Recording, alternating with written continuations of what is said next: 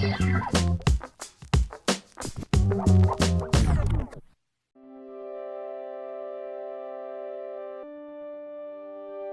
d'abord été pendant plus de 10 ans naturaliste. C'est ce qui m'a amené à réfléchir justement à comment je pouvais devenir acteur dans la protection de l'environnement, parce que finalement je n'étais pas acteur, j'étais observateur de la disparition de la biodiversité.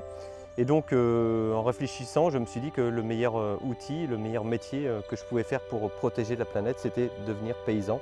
Parce que paysan, c'est celui qui dessine les paysages, c'est celui aussi qui nourrit l'humanité. Et donc on pouvait agir concrètement sur plusieurs phases des problématiques de notre société.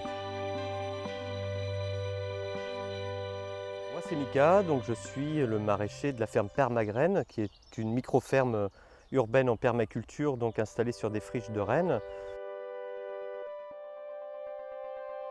Et donc sur ce terrain-là, en fait, il y a bien sûr l'activité maraîchère, donc production de légumes qui sont vendus donc, sur les marchés, à des restaurants, à des groupements d'achat, des particuliers.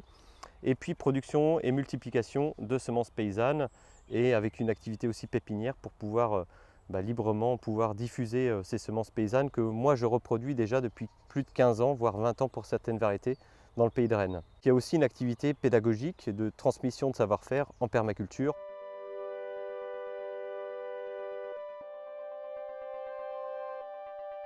Donc à partir de 2014, je suis rentré donc, dans une association qui s'appelait les Amis de la Prévalais, dont le projet était de préserver la Prévalais et puis de redonner un côté vivrier à la Prévalais, puisque jusque dans les années 80, voire 2000, il y avait des maraîchers en fait, sur la Prévalais qui produisaient des légumes pour nourrir les citoyens. Donc cette association a permis de rencontrer les élus pour pouvoir négocier justement qu'un premier projet professionnel d'agriculture urbaine. C'est à partir de juin 2016 que j'ai eu l'attribution de ma parcelle, après un design de 3 mois, mais finalement un design de 3 ans, puisque je réfléchissais déjà à mon projet donc bien avant.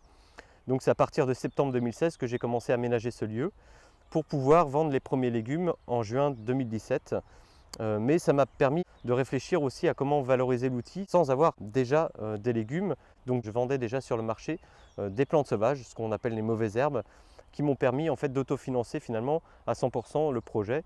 Donc d'une ferme qui a été construite sur des friches avec zéro emprunt, zéro subvention, eh bien j'ai constitué au bout d'1 an et demi, 2 ans une entreprise, on peut appeler ça vraiment une entreprise, qui dégage un chiffre d'affaires de 40 000 € pour la première année de culture, et dont l'objectif c'est bien sûr de développer l'activité avec pourquoi pas la création d'emplois.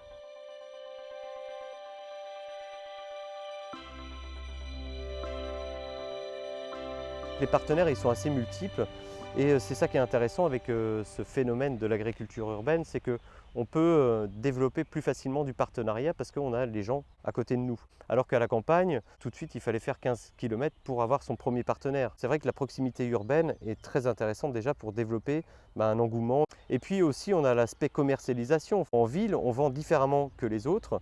Moi quand j'étais à la campagne par exemple, je faisais un seul marché par semaine et puis ça faisait mon chiffre d'affaires de la semaine. Aujourd'hui en ville il faut vendre quasiment tous les jours parce que les urbains ont des consommations qui sont finalement différentes des gens de la campagne. À la campagne il faut faire 15 km voire 30 km pour aller au marché. À la ville il faut faire 5 minutes à pied. Donc on vend un petit peu tous les jours, et donc ce qui fait que l'activité principale de Permagraine c'est la vente des légumes, c'est la vente des plants, etc. Parce que c'est beaucoup plus chronophage que finalement quand on est installé à la campagne.